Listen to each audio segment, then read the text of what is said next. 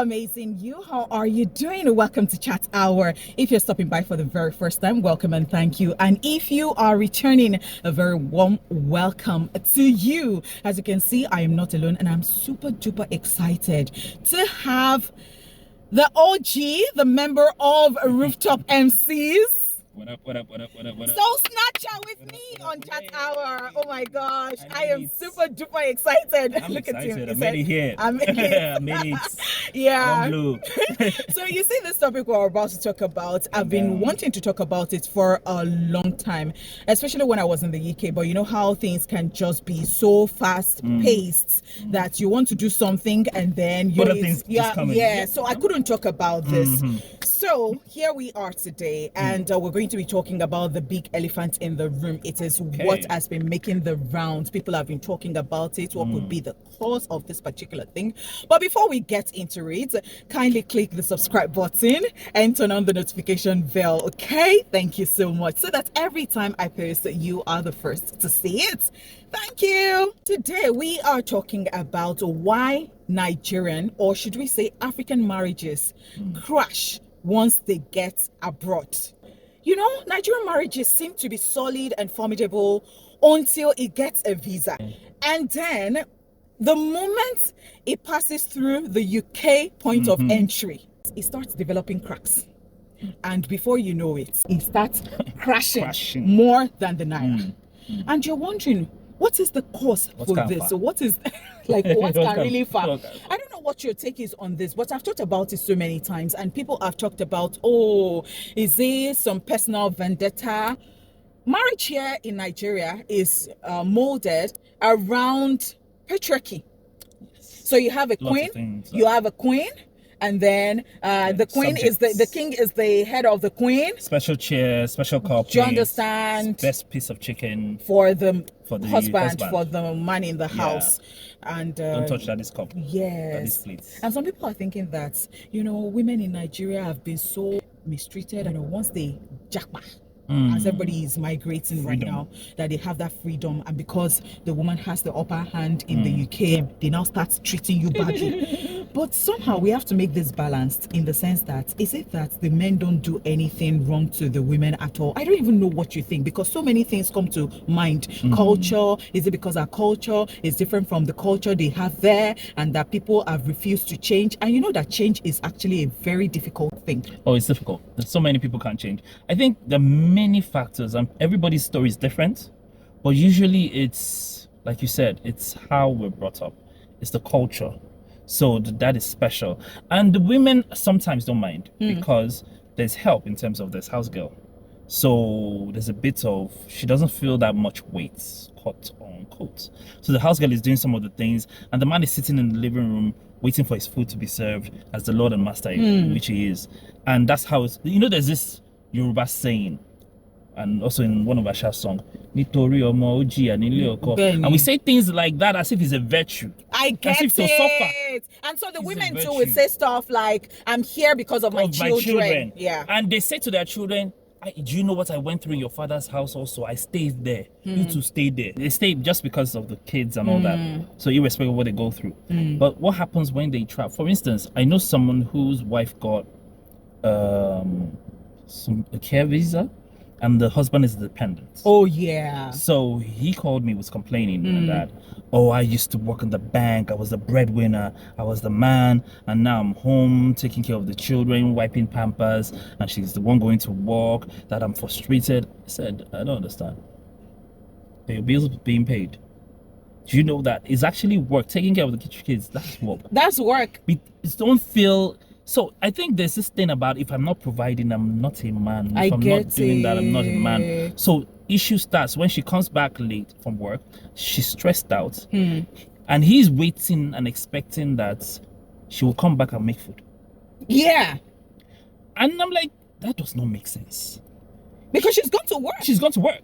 And sometimes she complains that the pampers that this baby has worn, it's been heavy since morning. You've not changed the baby's pampers. Why? You're home watching TV.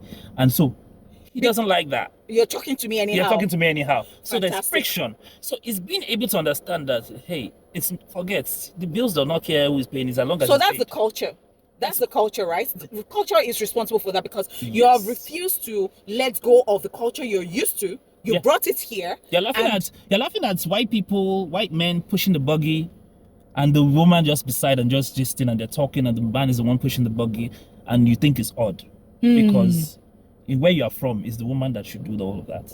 So do we need some type of orientation? We do for marriages to, and even for your wife to have peace of mind, because she's the one cooking. She will be the one to go to work. She'll be calling to check up on you, and you're there saying you want fresh food, you want this, oh, you feel like semo tonight, you feel like whatever it is, you want a special kind of soup. Learn how to make it. Watch YouTube videos. Surprise her. You see, because the way you're talking about this, I just think that there are more marriages that will still crash when people jackpot. And see, people are jackpotting. They are migrating. No matter what you tell them, they feel like the economy is not good. Things are not serving them well. So they just want greener pastures. And nothing will be responsible for this thing. I mean, you yourself will be responsible for it at the end of the day. Course. If you don't watch this video and take some things out of this video and begin to put into action, and you're still doing, I am the man, I'm the head of the family, and so this Head is what will kill you there. Marriages are crashing. Children are being taken away from their parents. Yeah, because I actually talked about it with my friend in the UK the other day. We were talking about why we should change our ways of disciplining our children, because we were having the talks, and she told me that, we just had one argument like that, and she told me that, I said, my children are my children, and I will train them the way I want to train them. She looked at me and said that, but you don't want your children to be taken away from you. And so I kept quiet, and I was wondering why, because really, you have children, you don't want your children to be given to foster homes or something like that. They become worse there. Do you understand? So, like, it's a lot, right? It's a lot. So, and it takes learning. For instance, I was brought up in a family. We're 3 boys, 4 girls. And when I sit down with my mom, my dad in the living room while everyone's in the kitchen, my father would be like, what's the matter? My friend go and join them in the kitchen. I get So there was no gender role. So we did everything. So that was why it did not affect you. It you. didn't affect me. Okay. So even when my late wife was a great cook, and at home my parents thought that I can't cook, not because of that, I was just lazy. So I want to do it. So I'm going to interrupt you here. So this is Soul Snatcher, and when he says my late wife, he was married before, and then his wife passed. May her soul rest in perfect peace. And they have 4 children. And so he's now married to Nikki Laoye, Nikki Laoye, and they're doing fantastically well. On this channel, we've talked about blended family too, and they're just doing fantastically well. Omanja Kori me, do you understand? Okay, so the thing is, she's an amazing cook, but I'll sit with her in the kitchen and we'll talk and pass me this and all of that. And it got to a point and when she got sick, I was the one doing the cooking. I was the one taking care of the kids. I was the one doing all of that. So I know how to cook the way she does, and I'm a great cook. So when I married Nikki, she can cook, but I don't let her. Okay. Because cooking for me is also therapeutic. Oh, I like it. It helps me think and all that. And also, for me, if food is a feast, I like to feast. So I like to cook different things. Oh, I saw this idea. Let me try it out. So I do all of that. And when people come, I'm like, oh, let me cook for you. So some people see it and I'm like, I don't think that's right. Why are you the one cooking? We see you cooking online. Don't you think your wife would disrespect you for that? And I don't get I don't get it. We don't have roles where like whoever sees there's a lapse, whoever sees it first will cover that lapse. Whoever is there will do that. And sometimes, school runs, all of that, we share responsibilities. That's right. And sometimes you're like, you rest, let me take the kids out, because you need to understand, especially those who, I was speaking to a couple and the husband he's tired of staying home. He's tired, he wants to go out to work. Like, first of all, your wife is in the medical field. She will earn more than you.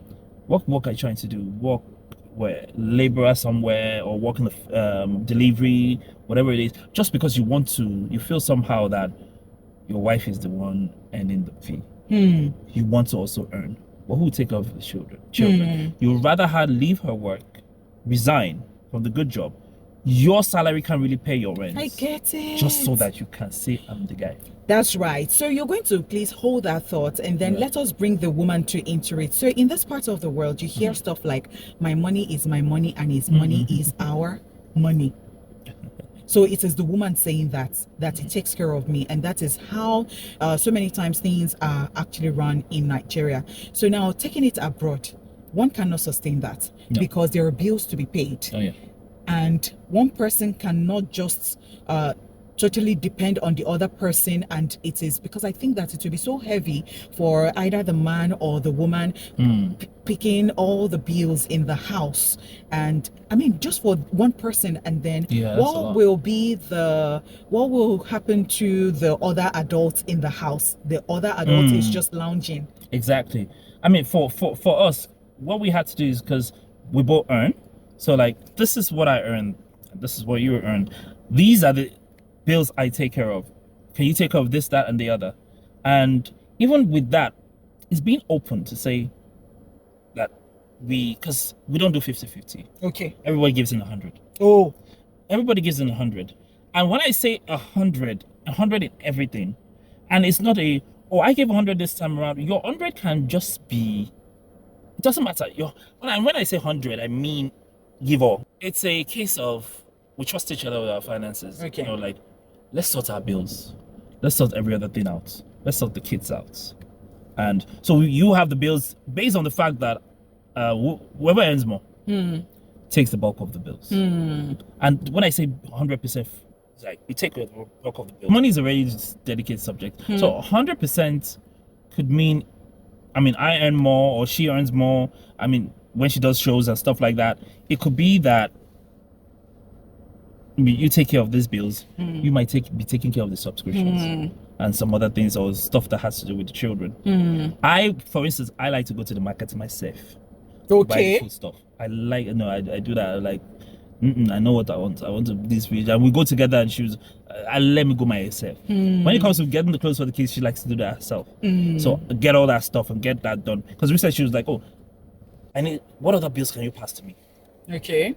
Let me sort that out. And whatever it is she does with the rest of our money is her business. Okay. Whatever it is, once we take care of the essentials, and also we have we're going out, we want to hang out, we want to do that, and stuff that we can, someone needs money. But whatever else she does with her money is her business. Interesting. And also, it has nothing to do with whether I buy you stuff, I buy gifts for you, and things like that. It's being able to trust each other with money. First of all, the trust to be able to say, this is exactly how much I earn. And these are the things that I deal with. So now saying this is what I earn, the other person is not calculating, okay, so you pay this bill, you pay that bill, you have be left to this now, how far will you change? No, that's not it. It's just being open and being able to fill whatever gaps that is left. I mean, you could say, hey, I see that you're struggling with that. Is it okay for me to pay that? Say, okay, but will my friend pay? Or like, how far? But your own is a bit different in the sense that the children are from your first marriage. Yeah. Now she has adopted the children. Yeah. So who takes care of the bills of the children? It's still from the 100 and 100 that you. So it depends. For instance, so it's a case of sometimes she goes to, I'm going to the store, I need to get some clothes. Then she goes and she comes back and they're all clothes for kids. Like you say, you were going to buy things for yourself. You're buying it for the children. Say, I think maybe it's a mother thing. When I just got there, I was like, oh, this will look nice on her. This will look nice on 7. This will look nice. I said, so when are you buying yours? I get it. So, I mean, for the first couple of months, I used to buy her clothes. Oh. Because I know that when she goes, she will not buy clothes for herself. Oh, I get it. It is being, what's it called now? Being sensitive. Yeah. And, hearing and looking. And sometimes you don't wait for her to say, I don't wait for her to say anything. Just look. Like, then she comes, like, I just give her the bags. Like, to underwear. I get it. I'm not one of those that are shy to go in the underwear aisle. I get it. That's your wife. So how do you know my size? I say, how I would not know your size. So it's being seeing the lapse and seeing that because of the kind of person she is, she thinks of herself last. So I step in to think about her, to think for her, because the truth is, as you treat your wife, that's how you enjoy her. That's right. As you right. treat your spouse, that's how you enjoy them. And it's not like we don't have friction. We have arguments with friction, and then we come to understanding, oh, this is actually what I was trying to say, and understanding that we're not each other's enemies. Yeah. We're just trying to get a common goal, and I get it. that's it. So it's a common goal, and also understanding that you're building a structure for your children to see that this is what it looks like. This is what a man looks like. This is what it looks like to have a family. A man is not necessarily stomping around and doing all of that. It's being able to be sensitive enough to see each other's emotions and each other's feelings and all the gaps and lapses we need to cover. So the problem we have with Nigerians in the UK is that cultural clash and the refusal of the man, sometimes the woman, to say that this is how it's done here. Let's adjust. Let's learn. So it is not embracing change. It's not embracing change. Also, you have to understand, especially when you want to choose a spouse, someone who is raised with love will react totally different from someone who is raised to survive. So you're doing stuff out of love, but the person raised to survive is taught that human beings are wicked though.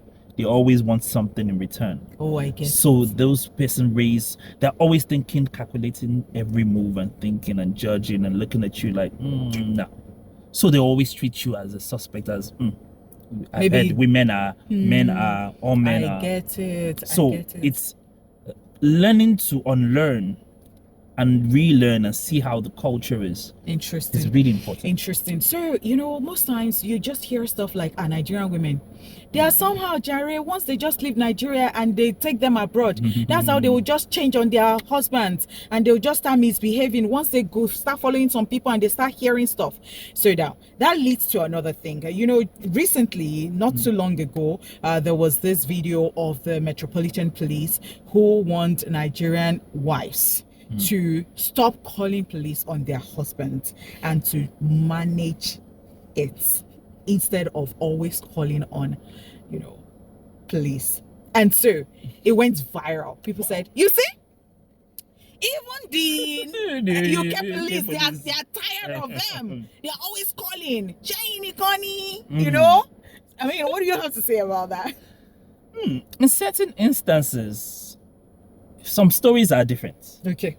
And I think some women some people are on a vendetta mission. Okay. I've been suffering all this of my life. I've gone to a place where I can use this. So always looking for a way to Lord. Like I said, people raised to survive. Looking for a way to Lord and looking for it. Look, if you say anything, I will call police because they've heard the gist. And they think it's better. They think it's great.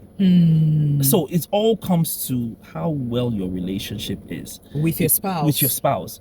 How do you marry? Why did you marry in the first place? People marry because time is going. People marry because, this person looks good. This person looks all right. Or for certain things. Then they get to a point where it's not as green or it's not as rosy as you thought it would be. So you're looking for an out. But you're looking for a way that will make you look good when you get that out. And so all that. And also the husband himself, it's really learning how to know each other, respect each other, understand each other. Women that do that, because sometimes they hear that once you claim domestic violence and domestic abuse, the government will give you a house, give you money, you'll be getting money every month, and they will give you a place to stay and all. They've heard that gist. Same thing, some children to hear gist that at foster home they will give you this amount of money. Now be they don't know that money goes to the foster parents. So the parents might decide to use it wherever way they want to. I get it. So some women want that. I'll get my own place. I'll be away from this man. I can now. I've wanted to leave him all my life. Now I will leave him with a bonus of house and some money at the end of every month. That makes sense to them. So it's all about the person raised to survive is very calculating and thinking, how can I get out? That's selfish. It is selfish. I mean, when Nikki moved to the UK, the first couple of months she wasn't working. She was volunteering in food banks. She was all of that, and I used to give her a certain amount every month, and then sometimes she would do a show, and Nikki gets seriously paid, highly paid for shows. And I'm thinking, she just got paid. The amount she got paid for a show is like 2 or 3 times my salary.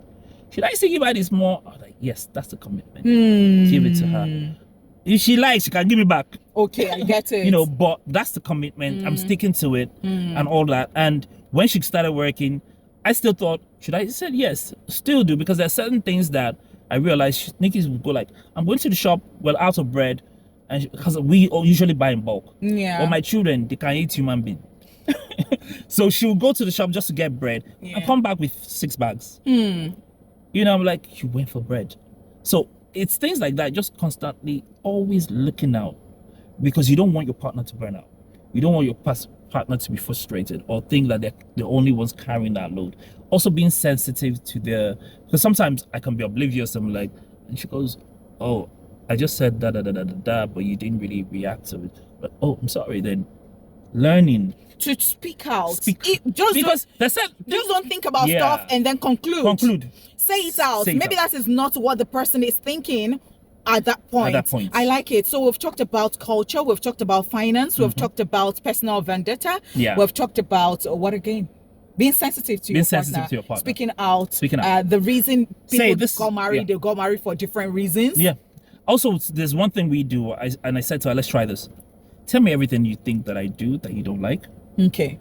And I'll say everything I think you do that you don't like. And the rule is, I'm not allowed to defend myself. You're not allowed to defend yourself. Just rant. When you're done, I'll say my piece. So we both leave saying, whether or not we think you misunderstood me or not, get it. It's because it's more of, this is how you feel. It might not be what you meant, but this is how you feel about what I said. I might mean it another way, but this is how you got it. So now I have to now go and work on how to make it better, how I can reapply that in a way that you won't feel hurt. That is intentionality. So people have to be intentional. To make your marriages work abroad, you have to be intentional. You have to be ready to because Nikki and I, we thought, this is so God, the way it happened. But because it's so God, does not mean that you would not, or does not even mean that you not play your own part. You have to tend the garden. You have to work hard. You have to be each other's best friends. You have to confide in each other. You have to be each other's accountability partner. I was like, hey, if you see me near a girl that looks like this, like that, I beg, come. I get it. Because this is kind of thing I like. In fact, I like where you have gone to. So now let's talk about cheating too, because it can be a problem for a man or a woman who has always done that back in Nigeria. I think Nigeria, ogbole. I'm sorry, I'm going to translate that. So it can actually accommodate so many vices, if that is correct. Affair. Yeah. So you see people just tolerating their spouses. They know that their husbands, for instance, cheats and all of those. I mean, take for instance, something just happened in Equatorial Guinea, where the man was sleeping with so many women, even relatives and all of those. But people would say that, you know, when it comes to adultery, it's a civil case. It is not as serious as bigamy. That is, you're married to somebody and then you go and get married to another person while you're still married to that person. Then that one can attract a jail term, you know. But people would say, but adultery in Nigeria, because of the way we are wired, they don't really take it seriously. But in other climes, like in the UK, in Canada, in the US, you know, in the diaspora, it is a serious problem. So somebody that is already randy or finds it easy to cheat, once you get there and you now begin to, or you continue that trend, there would be a crack and there will be a fall. It will usually lead you into trouble, because sometimes you might even get involved with someone who is a minor and you don't know the person is a minor. I saw a video of a guy who was texting a minor, and he only got to UK about a week or a month prior to that, and he got go to prison, serve his jail term, and get deported. So the thing is, because we are each other's accountability partner. I say, give me all your gist. Give me all your gist. And we know each other's gist. So that you know what you have done. And we're cool with it in the sense of, because, I always thought I wanted to marry someone that is in town, that knows what's up. And, you know, so we had that relationship, we have that talk, and all that. And she was like, wait, you don't think that game before? Really? Oh, wow. And we talk. And sometimes she was like, we go out together and she taps me like, I respect that. The guy will get with you like that. Things, and we joke about that. Or when I get to a point where like, I'm going to go and meet so-and-so person, but I don't want to go alone. Can you go with me? I get it. So that you don't get tempted. Not, whatever the reason. Let's go. That. Thank you. You know, it's just to be safe. Sure, to be safe. Let's go. Yeah. Just in case. Like, trust yourself. I don't trust myself. Let's go. It's just being open and being real, not judging. I mean, we don't judge that, say, hey, that's how you do. This is the kind of, no, we have that relationship, it's friendship. So yeah, it's being accountable to each other and being open. Yeah, that's it. Interesting stuff. All right, so if you're going to advise people who are still in Nigeria but they are looking at migrating to the UK or anywhere else in the world, what would be that thing for you would say to them for them to keep staying together? And even if they're going to stay there forever, they are going to eventually return, you know, every time they would always just be together. Not that because they have changed environments now, they would now go their separate ways, or their relationship will go awry. Everybody has this idea that the moment they step out of the country, everything automatically is going to be all right. No, it's terrible. First of all, there's going to be money issues. Because if you relocate, especially if it's one person's idea to relocate, that person now becomes the issue. Oh, if we would have stayed in Nigeria, we won't have been suffering all of this thing. Because it's going to be tough. I say to people, if you cannot save up to, let's imagine both of you don't get a job. Can you afford to sustain your family? Do you have enough savings to sustain your family for at least 1 year? At least a whole year if you don't get a job in a year. Would you guys be able to be all right financially? That's one important thing. 2, understand that it might be a season where one person is working and the other person has to take care of the children. And sometimes it's because other jobs, not even because you can't find jobs, it's because other jobs that you might get, by the time you pay for childcare, you have nothing left. So there's no point. You're just working to pay for childcare. So it might be one person working, and that is practically okay for the other person to make sure the house is clean, the kids are okay, and there's food for the other spouse, irrespective whether man or woman. It doesn't matter. It's a good job. It's a great job. You're doing it because people get paid to do that. But this time you're doing it for your family, so that one person can work and bring it in, and the other person that's bringing in the money should not lord it over the person working, or just think, should be sensitive. And not if it's the wife or the husband, not come and say, what did you cook for us today? You know, just to say it in a way that also the person will feel dignified and happy and, you know, great to serve. So watch out for each other. Learn, as they do in Rome, you know, learn what happens over there and learn how to fit in, how to blend in, how to just be a part of the system.